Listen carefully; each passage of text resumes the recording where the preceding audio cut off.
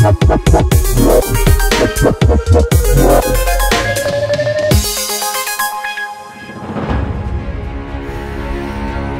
Messi ke Inter Miami mengejutkan banyak orang. Transfernya itu dipercaya bakal mengubah MLS ke depannya. Seperti saat Beckham datang ke LA Galaxy di tahun 2007, Messi akan berpengaruh besar pada sepak bola Amerika Serikat. Tapi sebenarnya banyak yang tidak sadar kalau transfer pemain memanglah hal yang sangat penting dalam sepak bola. Begitu pentingnya sampai-sampai bisa mengubah sejarah. Bagaimana bisa? Inilah 7 kisah transfer penting yang mengubah sejarah sepak bola. Di tahun 2007, David Beckham mengambil langkah yang mengejutkan. Beckham yang saat itu tergabung dalam Galactico Real Madrid memutuskan untuk hengkang. Banyak klub di Eropa menginginkan jasanya, sebut saja Milan atau Barcelona. Tapi Beckham malah memilih pindah ke Amerika Serikat untuk bermain bersama LA Galaxy di MLS. Beckham sebenarnya bukan mega bintang sepak bola pertama yang datang ke Amerika. Sebelumnya, Pele juga pernah membela New York Cosmos di tahun 1977, tapi saat itu MLS belum terbentuk. MLS baru dibentuk pada tahun 1993 sebagai upaya mendukung kelancaran Piala Dunia 1994 di Amerika Serikat. Tapi setelah Piala Dunia 1994 usai, antusias warga Amerika untuk sepak bola semakin menurun. Mendatangkan Beckham adalah upaya menaikkan level MLS, tidak hanya dalam segi permainan tapi juga popularitas. Di dalam lapangan, Beckham malah sempat kena kontroversi. Ia membuat marah penggemar LA Galaxy karena menjalani masa peminjaman di AC Milan. Tapi pengaruh Beckham bukanlah di lapangan. Beckham membuat MLS jadi brand yang makin populer di mata dunia. Bahkan sampai sekarang, 1 dekade setelah Beckham pensiun, pengaruh itu masih ada. Masih banyak bintang sepak bola yang datang ke MLS, seperti Thierry Henry, Ibrahimovic, Gareth Bale. Bahkan Beckham berhasil mendatangkan Lionel Messi ke klub MLS-nya, Inter Miami. Beralih ke Eropa, ada transfer Luis Figo dari Barcelona ke Real Madrid. Ini terjadi di tahun 2000. Saat itu Florentino Perez yang baru saja memenangkan pemilihan presiden Real Madrid punya ide gila. Ia ingin membeli Luis Figo dari Barcelona dengan harga 62 juta euro, sekaligus memecahkan rekor transfer termahal saat itu. Figo adalah pemain bintang Barcelona. Ia sama saja dengan permata yang dijaga sepenuh hati oleh para fans. Jadi ketika Real Madrid memutuskan untuk membeli Figo, fans Barcelona otomatis ngamuk. Mereka langsung melabeli Figo sebagai pengkhianat. Figo bahkan sempat dilempari kepala babi oleh para penggemar Barcelona. Ini juga membuat kebencian Barcelona terhadap Real Madrid makin menjadi. Tapi bukan hanya itu yang membuat transfer ini jadi sangat penting. Tapi fakta bahwa membeli Figo hanyalah langkah awal Florentino Perez. Mendatangkan Figo membuka pintu Perez untuk membeli bintang-bintang lainnya tiap tahun. Ini juga yang mengawali era Galactico di Real Madrid. Transfer Figo ke Real Madrid memberikan warisan filosofi transfer Real Madrid dan Florentino Perez. Ini mendefinisikan naluri bisnis Real Madrid dalam mendatangkan pemain. Bahkan lebih dari 20 tahun setelahnya, Real Madrid dan Florentino Perez selalu berusaha mendatangkan pemain bintang tiap tahunnya.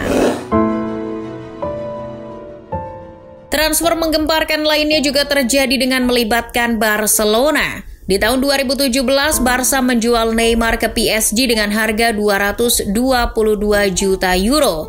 Itu hampir 2 kali lipat rekor transfer sebelumnya. Dan mungkin tidak akan dipecahkan untuk waktu yang masih lama lagi. Tapi transfer ini jadi penting bukan karena jumlah uang yang terlibat di dalamnya, tapi efek domino yang menyertainya. Dilansir dari The Athletic, efek domino ini bahkan berpengaruh secara langsung untuk kebangkitan Liverpool. Loh, bagaimana bisa? Jadi, setelah menjual Neymar, Barca menggunakan uang 222 juta euro itu untuk membeli Philippe Coutinho dari Liverpool dengan harga 180 juta euro. Dengan begitu, Liverpool menggunakan uang penjualan Coutinho untuk membeli Virgil van Dijk, Alisson Becker, Naby Keita, Xherdan Shaqiri, dan Fabinho. Para pemain itu terbukti jadi kunci kesuksesan Liverpool di era modern. Tanpa uang yang diberikan Barca, Liverpool tak bisa menghabiskan dana sebesar 258 juta euro untuk datangkan para pemain itu. Dan tanpa pemain-pemain itu, khususnya Van Dijk, Alisson, Fabinho, apakah Liverpool bisa juara Liga Inggris, Liga Champions, Piala Dunia antar klub? Sepertinya tidak. Itu salah satu efek yang ditimbulkan transfer Neymar. Efek lainnya adalah Barcelona. Blaugrana menghamburkan uang 222 juta dari Neymar dengan membeli pemain flop. Selain Coutinho, ada Ousmane Dembele, Paulinho, Nelson Semedo, Gerard Deulofeu. Semua pemain itu tak bisa memberikan performa baik.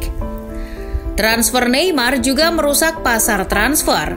Nilai pemain-pemain lain jadi meroket. Barca juga harus membeli pemain-pemain yang disebutkan tadi dengan harga mahal. Karena itu pula, Barca jadi terjerumus dalam kubangan hutang, yang pada akhirnya mengharuskan Barca melepas Messi, sampai berujung pada Messi tiba di MLS, dan seterusnya, dan seterusnya. Mungkin keputusan terbaik yang pernah dibuat Arsene Wenger untuk Arsenal adalah membeli Thierry Henry dari Juventus di tahun 1999. Saat itu Wenger banyak dapat keraguan dari fans karena Henry adalah pemain flop di Serie A. Dan fakta kalau Wenger membayar 11 juta pounds untuk memboyongnya tidak bisa dimengerti para fans. Tapi ternyata Wenger melihat sesuatu yang tidak bisa dilihat orang lain. Saat Henry bermain untuk Juventus, ia berposisi sebagai sayap. Dan Wenger menjadikannya ujung tombak di Arsenal. Henry langsung jadi striker yang mematikan. Ia jadi salah satu pemain terhebat sepanjang sejarah Premier League. Kedatangan Henry membuat Arsenal jauh lebih kuat. Mereka bahkan sampai menjuarai Premier League 2 kali di tahun 2002 dan 2004. Melihat Arsenal yang makin kuat itu membuat Sir Alex Ferguson membatalkan rencana pensiunnya. Fergie akhirnya terus melatih United sampai 2013. Selain itu untuk Henry, ia mendapatkan kembali kepercayaan dirinya sebagai seorang pemain. Henry kemudian pindah ke Barcelona di tahun 2007 dan kembali melanjutkan kesuksesannya. Bahkan dapat trofi Liga Champions bersama Barcelona. Kalau Wenger tidak membeli Henry ke Arsenal, mungkin kita tidak pernah tahu ada legenda sepak bola bernama Thierry Henry. Perlu kalian ketahui, Barcelona tidak selalu jadi penantang juara La Liga. Di musim 2000-an awal, Barca bahkan jarang jadi runner-up Liga. Malah di musim 2002-2003, Barca hanya mampu finish di peringkat ke-6. Sampai akhirnya Ronaldinho datang di tahun 2003 dengan harga 30 juta euro. Barcelona langsung jadi tim yang ganas di La Liga. Mereka menjuarai 2 La Liga di musim 2004-2005 dan 2005-2006. Bahkan Liga Champions di musim 2005-2006. Bisa dibilang kedatangan Ronaldinho adalah pondasi identitas Barcelona era modern. Selain itu, transfer Ronaldinho juga menimbulkan efek domino. Di tahun 2003 sebenarnya Ronaldinho nyaris bergabung dengan Manchester United untuk menggantikan David Beckham. Tapi di detik-detik akhir ia lebih memilih Barcelona. MU pun mencari incaran baru dan orang itu adalah Cristiano Ronaldo. Sama seperti Messi, Ronaldo adalah salah satu pemain terpenting dalam dunia sepak bola. Jadi ia akan selalu memberikan pengaruh di setiap kepindahannya. Pertama ketika dirinya pindah ke Manchester United dari Sporting Lisbon. Sir Alex hanya membeli Ronaldo seharga 12 juta pounds di tahun 2003. Ya, 12 juta pounds memang tidak sedikit saat itu. Tapi melihat pengaruh dan kontribusi CR7 di Old Trafford, jumlah itu bukan uang yang banyak.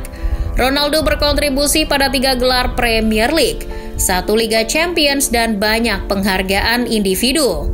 Di Manchester United, ia mendefinisikan ulang arti GOAT di sepak bola.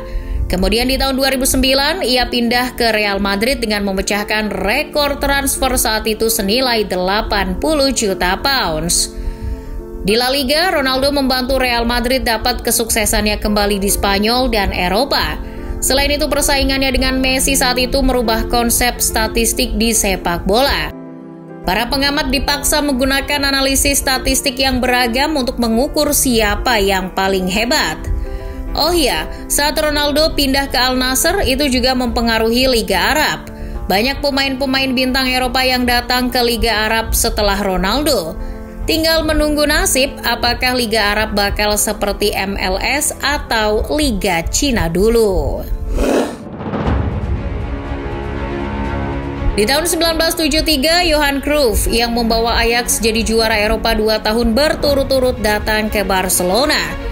Cruyff mempersembahkan trofi La Liga pertama Barca setelah lebih dari 1 dekade berada dalam bayang-bayang Madrid. Ia juga membawa filosofi total football ke Katalan. Filosofi itu kemudian berkembang jadi tiki-taka. Selama waktunya di La Liga, ia jatuh cinta pada Barcelona. Setelah pensiun sebagai pemain, ia kembali ke Camp Nou sebagai pelatih. Legenda sepak bola Belanda itu pun mempersembahkan gelar European Cup pertama Blaugrana dan trofi lainnya. Cruyff jadi pelatih terhebat sepanjang masa Barca, sampai tiba Pep Guardiola, pemain yang pernah Cruyff latih dulu, jadi pelatih Barca.